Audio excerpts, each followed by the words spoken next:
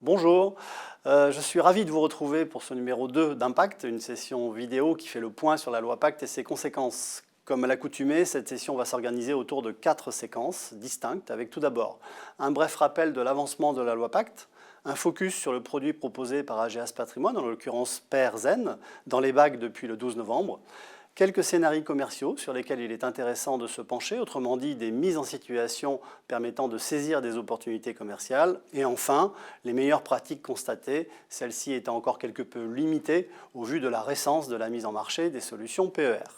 Alors, la loi Pacte a-t-elle évolué dans ses fondements ou ses enjeux? Non. En rien que des confirmations et des affirmations de son positionnement avec des décrets publiés au 22 novembre selon l'objectif du ministre de l'Économie et des Finances et quelques aménagements pour les entreprises pour être conformes aux mesures entrées en vigueur. La sortie officielle de la solution PER le 1er octobre dernier a déjà fait grand bruit sur la place. Bruno Le Maire lui-même s'étant empressé de rappeler que, à peine mis en marché, le PER était déjà un succès. À suivre donc, mais le lancement est d'ores et déjà réussi en effet au vu des échos et de la résonance dans la presse. Bref, tout le monde en parle. Du côté d'AGAS Patrimoine, nous sommes au rendez-vous avec la mise en marché de notre solution flexible, le PER-Zen. Alors, de quoi est constituée cette solution et quelles en sont les caractéristiques principales? Le maître mot qui caractérise PER-Zen, c'est la flexibilité. Flexibilité à l'entrée, de par la multitude de possibilités en matière d'alimentation. En effet, l'adhérent a la possibilité d'ouvrir ou d'alimenter son adhésion par des versements libres ou programmés, mais aussi par des versements issus de transferts de solutions existantes, PERP, Madelin, article 83 ou PERCO, pour des adhérents sensibles à une offre financière plus élargie ou à la recherche d'options d'arbitrage et de rentes plus nombreuses. Pour rappel, le PER-Zen a vocation à être ouvert dans le seul cadre du PER-1, à savoir le PER individuel. Ainsi, le PERCOL, PER collectif, ou le PER-CAT, PER catégoriel, ne sont pas visés par le PER-Zen. Toutefois, ce seul compartiment de nature individuelle vise tout de même, de par les configurations fiscales et modes d'alimentation divers, à comporter pas moins de 7 sous-compartiments. Comme on le voit sur cette planche graphique, le véhicule réceptacle PER-Zen permet d'héberger des flux de versement distincts selon que l'on choisisse pour les versements volontaires ou non leur déductibilité fiscale des revenus à l'entrée, ou non la sortie en rente irrévocable, selon qu'il s'agisse ou non de versements volontaires ou obligatoires issus de transferts, PERP ou Madelin, d'une part, article 83 ou PERCO, d'autre part. Ces 7 sous-compartiments donneront lieu à un traitement fiscal distinct lors de la période de restitution. Cette approche fiscale est fondamentale dans le choix opéré sur le PER. Or, en fiscalité, il est nécessaire de toujours avoir à l'esprit que l'on ne gagne pas deux fois à l'entrée et à la sortie, mais à l'entrée ou à la sortie. Ainsi, pour le PER, le choix d'une déductibilité de revenus imposables à l'entrée implique que les revenus au terme seront fiscalisés selon le principe des rentes constituées à titre gratuit. De même, les capitaux entreront dans le champ de l'impôt sur le revenu dès lors que le choix d'une sortie en capital aurait été fait. En revanche, le choix de la non-déductibilité des versements de ces revenus imposables conduira au terme à disposer de sommes plus faiblement fiscalisées sous l'égide du système de rente constituée à titre onéreux. Là aussi, si le choix d'une sortie en capital a été fait lorsque les versements ne sont pas déductibles, alors celui-ci ne sera pas soumis à l'impôt sur le revenu. Seuls les produits issus des sommes versées seront soumis à la flat tax ou en option à l'IR et aux prélèvements sociaux. Ainsi, la perspicacité du choix sera fonction du taux marginal d'imposition constaté durant la période de constitution, comparé à ce que l'on escompte du taux marginal d'imposition en vigueur lors de la période de restitution. Évidemment, personne n'est capable de se projeter ainsi, même s'il est probable que le TMI, lors de sa retraite, devrait être légitimement et normalement plus faible que lors de sa période d'activité. Certes, mais cela n'est plus si systématique que cela, au regard des revenus additionnels constitués tels que les revenus fonciers, au regard du nombre de parts que l'on peut faire valoir, car les familles sont souvent recomposées, etc. Toujours au plan fiscal et au plan des modalités de choix de sortie, il faudra également tenir compte des origines de versement. Par exemple, les versements issus de cotisations obligatoires qui peuvent donner lieu uniquement à une sortie en rente soumise à la fiscalité des rentes constituées à titre gratuit. Au plan des caractéristiques du PER-Zen, nous avons souhaité proposer un produit facile d'accès et adaptable à la situation de chacun, puisqu'il est possible d'effectuer des versements libres à partir de 1 500 € et ou des versements programmés à partir de 100 € par mois. Évidemment, en vue d'une approche retraite, la discipline de versement programmé sera favorisée, et ce, pour mieux lisser les écarts de marché et s'affranchir ainsi du momentum d'investissement par rapport à un comportement de marché à un instant donné. De même, l'éclectisme financier est favorisé sur Perzen avec un très large éventail de supports accessibles, à commencer par le fonds en euros, qui, s'il est devenu un moindre contributeur à la performance au vu de l'effet conjugué des taux d'intérêt et de l'inflation, n'en demeure pas moins un élément fondamental dans l'équilibre global et durable d'une allocation d'actifs.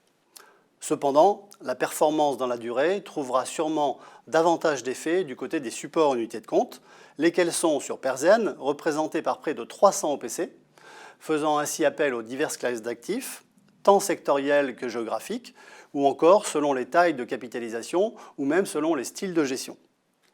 De même, il sera possible, via le Perzen, d'accéder à une large sélection de supports à connotation immobilière, tels que les OPCI, les SCPI au nombre de 12, les SCI ou encore les OPC fonciers. Enfin, Perzen innove encore et toujours en proposant d'investir sur des supports en unités de compte tels que des ETF ou des titres vifs, voire même un support de private equity. Bref, avec Perzen, le champ des possibles est immense. Les fonctionnalités de Perzen sont également larges et diverses avec 3 modes de gestion possibles. La gestion libre, qui comprendra néanmoins la possibilité de réaliser un arbitrage gratuit par an entre supports. La gestion dite déléguée, permettant au conseiller en gestion de patrimoine de prendre la main sur le contrat de son client pour réaliser des arbitrages en fonction de ses objectifs et de son aversion au risque.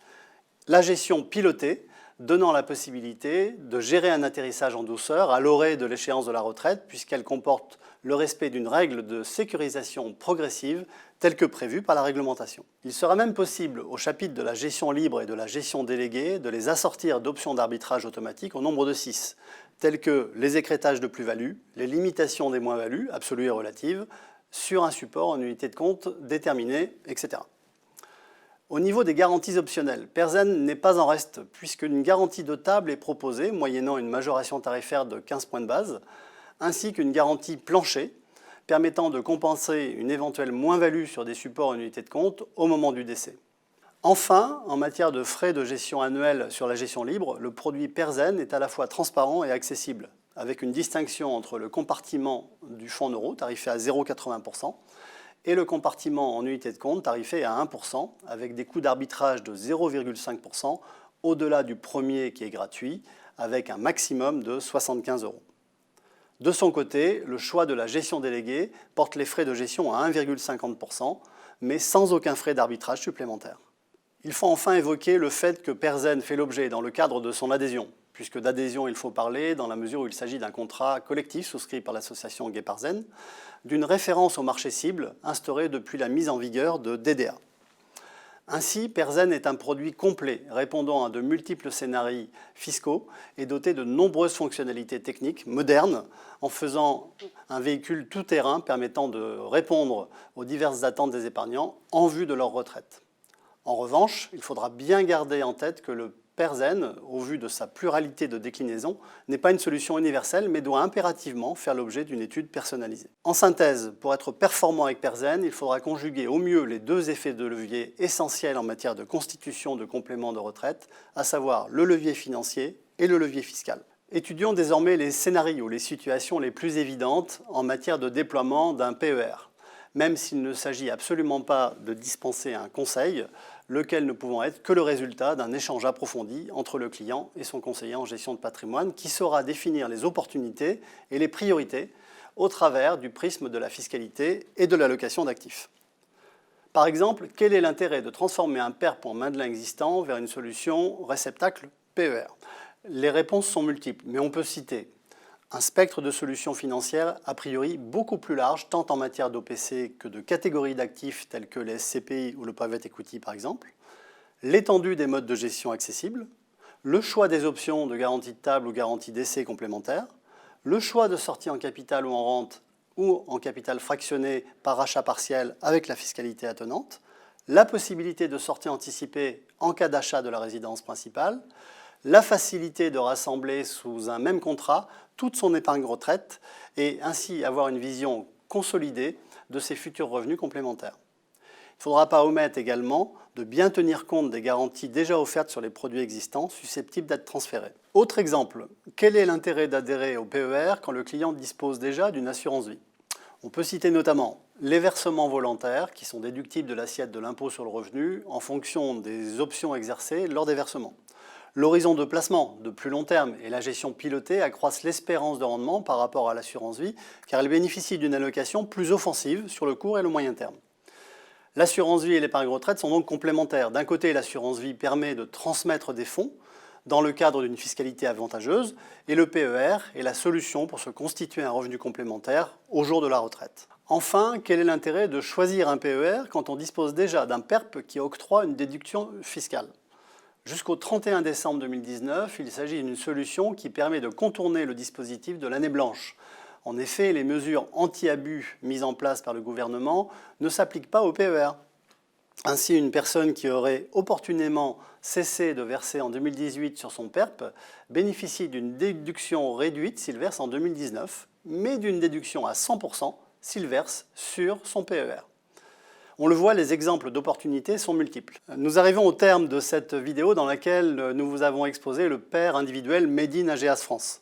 Nous espérons avoir répondu à toutes vos interrogations, mais si tel n'est pas le cas, je vous encourage à revenir vers vos responsables de développement respectifs ou à vous adresser à notre middle office Ageas Patrimoine, dont vous trouverez facilement le numéro sur notre site www.ageas-patrimoine.fr.